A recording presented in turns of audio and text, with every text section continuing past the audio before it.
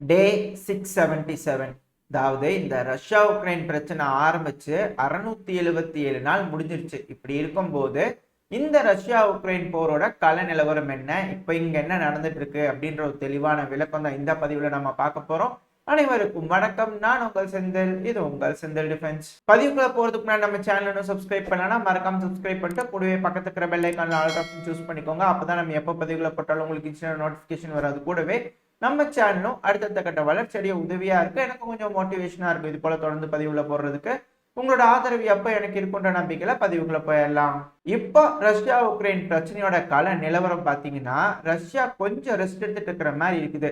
அதாவது ரஷ்யா பல இடங்கள்ல முன்னேறி இருக்கிறாங்க, தாக்குதலோட வீரியம் அதிகரிச்சிருக்கு. ஆனா இப்போ கொஞ்சம் டெம்பரவரியா பாஸ் எடுத்துக்கிறாங்க. ஏன்னு பாத்தீங்கன்னா, ஆர்த்தடாக்ஸ் கிறிஸ்டியன்ல கிறிஸ்துமஸ் கொண்டாடுவாங்க இல்லையா, ஜனவரி 7. அதுக்காக ரஷ்யா கொஞ்சம் பிரேக் விட்டுருக்காங்க அப்படிங்கிறது போல அனலிஸ்ட் தரப்புன்னு சொல்லப்பட்டு வருது. அதாவது இப்ப இருக்கக்கூடிய இன்ஃபர்மேஷன்ஸ்லாம் நம்ம எடுத்து பார்க்கும்போது ரஷ்யாவோட முன்னேற்றம்ல கொஞ்சம் பிரேக் இருக்கு அப்படின்னு புரிஞ்சுக்க முடியுது. இதுக்கு முன்னாடி எல்லாம் முன்னேறிட்டு இருக்காங்க, பல இடங்கள்ல பயங்கரமான தாக்குதல் பண்ணிட்டு இருக்காங்க அப்படின்னு சொல்லியிருப்போம். ஆனா இப்போ பிரேக் எடுக்க ஆரம்பிச்சுக்கிறாங்க ரஷ்யா. ஜனவரி 7 ஆர்த்தடாக்ஸ் கிறிஸ்துமஸ் கொண்டாட போறாங்க. அப்ப அந்த கிறிஸ்துமஸ் முடிஞ்சதுக்கு அப்புறமா ரஷ்ய வீரர்கள் பலமா தாக்குவாங்க அப்படிங்கிறதோட சொல்லப்படுது. ஏன்னா போன வருஷம் இப்படிதான் நடந்தது. இப்ப சுச்சுவேஷன் ஆத்விகால எப்படி இருக்கோ அதே போலதான் போன வருஷம் பக்முட்ல இருந்தது. இந்த பக்முட்ல இந்த ஆர்த்தடாக்ஸ் கிறிஸ்துமஸ்க்கு அந்த பண்டிகை கொண்டாடுறதுக்காக ஒரு பிரேக் விட்டு இருந்தாங்க.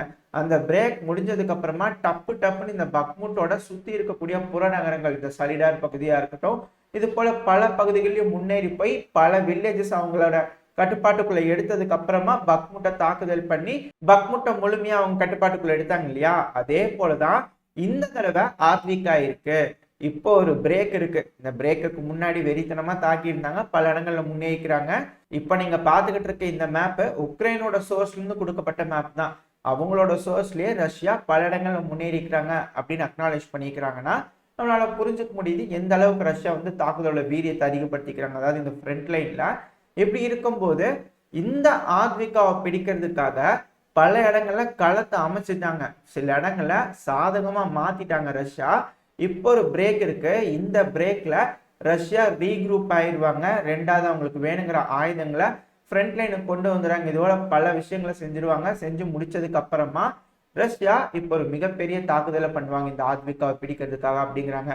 அப்படி லேஸ்ல டைரக்டா ஆத்விகாவை அடிச்சு பிடிக்க முடியுமான்னு கேட்டா முடியாது.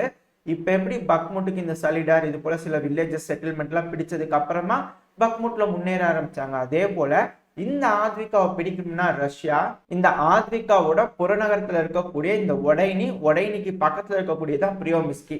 இந்த பிரியோமிஸ்கில அதிக அளவுல உக்ரைனியன் வீரர்கள் இருக்காங்க. இது உக்ரைனோட கட்டுப்பாட்டுக்குள்ள இருக்கு. உக்ரைனோட அந்த லேயர் ஆஃப் டிஃபென்ஸ்ல இது முக்கியமான ஒரு லேயர். இந்த லேயரை உடைச்சா மட்டும்தான் ரஷ்யானால இந்த ஒடைனி பகுதியிலிருந்து முன்னேறி போக முடியும். ஆத்விகாவை தென்மேற்கு பகுதியிலிருந்து ரஷ்ய வீரர்கள்னால தாக்க முடியும். இல்லைன்னா என்ன நடக்கும் அப்படின்னு கேட்டீங்கன்னா, இந்த பிரியோமிஸ்கில இருந்து இந்த ஒடைனியை நோக்கி தாக்க ஆரம்பிச்சிருவாங்க உக்ரைனியன் வீரர்கள். எப்போ ரஷ்ய வீரர்கள் இந்த ஒடைனிலிருந்து முன்னேறும் போது உக்ரைனியன் வீரர்கள் பக்கவாட்டு தாக்குதல் இந்த ஒடைனியை தாக்க ஆரம்பிச்சிட்டாங்கன்னா ஒடைனில ரஷ்ய வீரர்கள் கொஞ்சம் கம்மியா தான் இருப்பாங்க. ஏன்னா அவங்க முன்னேற்றத்துல ஈடுபட்டு இருக்காங்க. அப்ப எதிரில் இருக்கக்கூடிய உக்ரைனியன்ஸ் அதை டிஃபெண்ட் பண்ணிட்டு இருப்பாங்க.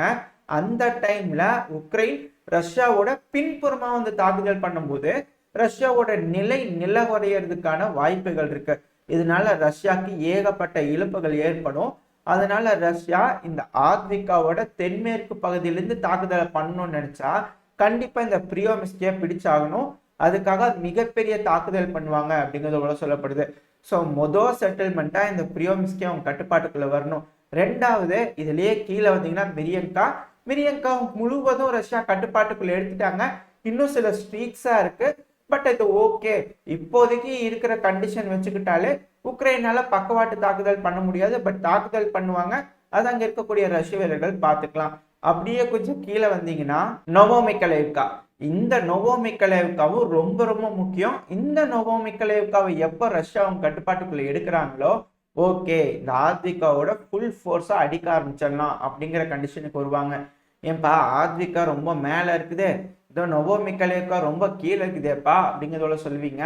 நம்ம இதுக்கு முன்னாடியே ஒரு பதிவுல பார்த்திருப்போம், ரஷ்யாவோட வீக் லிங்க்னா அது இந்த நோவோமிக்கலேவ்கா தான். இங்க அதிக அளவுல உக்ரைனியன் வீரர்கள் தாக்குதல் பண்ண ஆரம்பிச்சிட்டாங்கன்னா, ஏன்னா ரஷ்யா எப்ப இந்த ஆத்விகாவை பிடிக்கிறதுக்காக பெருமளவுல சோல்ஜர்ஸை குமிச்சு இந்த பக்கத்துல இருக்கக்கூடிய சோல்ஜர்ஸ்லாம் ரீடிப்ளாய் பண்ணுவாங்க. இந்த இடத்துல கொஞ்சம் கேப் கிடைச்சது, கொஞ்சம் ரிலாக்ஸேஷன் கிடைச்சதுன்னா உக்ரைன் அடிக்க ஆரம்பிச்சிருவாங்க. அப்படி அடிக்க ஆரம்பிச்சிட்டா நேரா மரியாபோல் வரைக்கும் போறதுக்கு வாய்ப்பு இருக்கு அப்படிங்கிறத வரைஞ்சு காமிச்சிருப்போம். இப்போ இந்த நோவோமிக்கலேவ்காவை ரஷ்யா பிடிச்சாகணும். இதுவும் உக்ரைனோட ஒரு மிகப்பெரிய டிஃபென்ஸ் லைன்.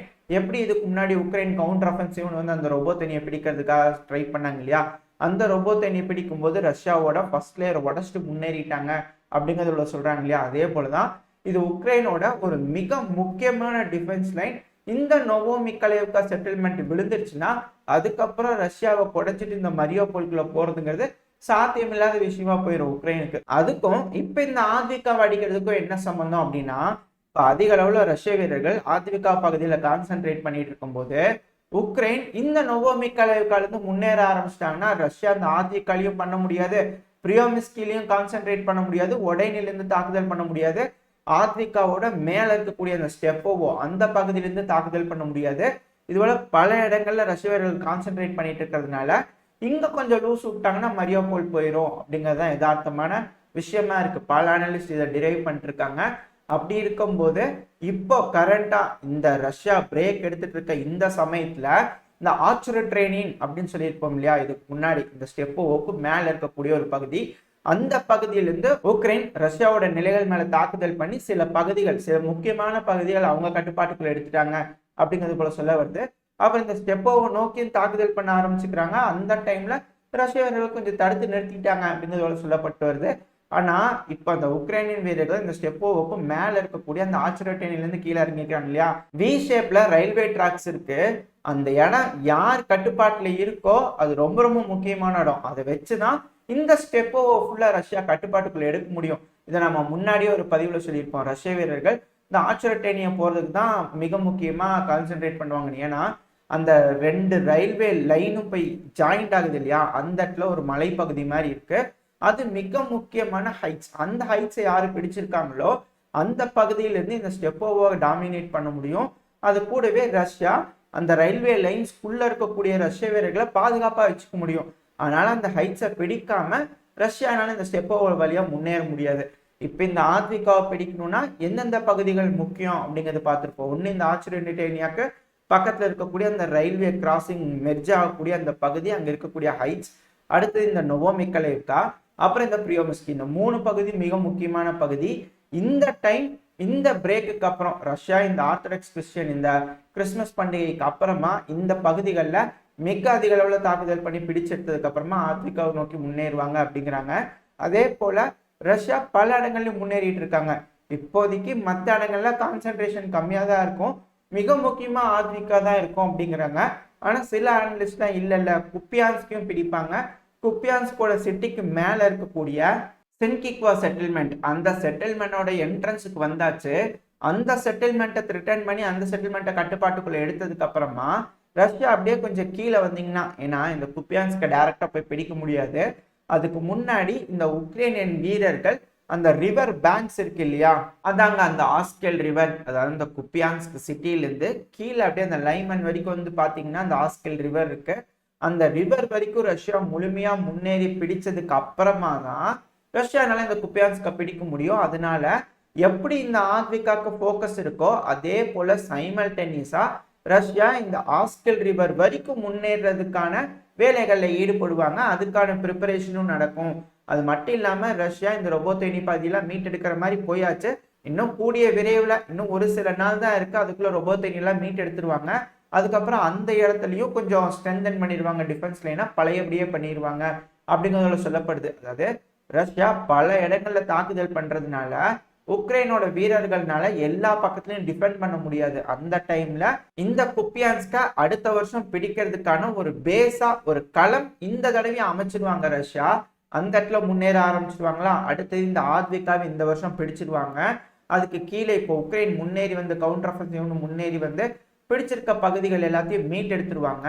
இதனால மேற்குலக நாடுகள் இந்த உலகத்துக்கிட்ட சொல்லிட்டு இருந்தாங்க இல்லையா, உக்ரைன் ஜெயிச்சுக்கிட்டு இருக்குன்னு, அது எல்லாத்தையும் ஒரு கவரை போட்டு மூடி எடுத்து டஸ்ட்பின்ல போட்டுருவாங்க ரஷ்யா. பாத்தீங்களா, இது போலதான் ஆயிரும் உங்க பணம்லாம், அதனால கொஞ்சம் பார்த்து சூதானமா இருக்க மக்களே அப்படிங்கிறது போல ஒரு வார்னிங் ரஷ்யா தரப்பு இருந்து கொடுத்துருவாங்க. அது மட்டும் இல்லாம பயங்கரமான தாக்குதல் இதுக்கப்புறம் தான் ஆரம்பிக்க போகுது அப்படிங்கிறாங்க. ஏன்னா இந்த உக்ரைன் இருக்கிறாங்கல்ல, ரஷ்யாவோட பெல்கிராட் பகுதியில தாக்க ஆரம்பிச்சிருக்கிறாங்க. அதனால சில சிவிலியன்ஸ் இறந்துட்டு தான் சொல்லப்பட்டு வருது. இதை நம்ம அடுத்த பதிவுல நம்ம தெளிவா பார்ப்போம். இந்த இடத்துல அதுக்கு பதிலடி கொடுக்கும் விதமா தான் ரஷ்யா 50 ட்ரோன்களை வந்து உள்ள விட்டுக்கிறாங்க உக்ரைனுக்குள்ள. உக்ரைனோட கேபிட்டலா இருக்கட்டும் பல இடங்களை தாக்குதல் பண்ணிக்கிறாங்க. மீடியாக்கள்ல வரக்கூடிய செய்திகளை எடுத்து பார்த்தோம்னா இது போல நியூ இயர்னு கூட பார்க்காம ரஷ்யா 50 ட்ரோன்களை விட்டாங்க அப்படிங்கிறது போல இருக்கு. ஆனா உக்ரைன் இது போல பெல்கிராட் பகுதியில, உக்ரைன் ரஷ்யாவோட பெல்கிராட் பகுதியில தாக்குதல் பண்ணி பல சேதங்கள் ஏற்படுத்திக்கிறாங்க. அதுக்கு பதிலடி கொடுக்கும் விதமா இது போல செஞ்சுக்கிறாங்க அப்படிங்கிறது போல இல்ல. ஆனா இந்த மேற்குலக மீடியாக்கள் என்ன சொல்லிட்டு இருக்காங்கன்னா, இந்த கர்கிவ் ரீஜன்ல ஒரு பெரிய ஹோட்டல், அது ஒரு பேலஸ் ஹோட்டல் அப்படிங்கிறாங்க.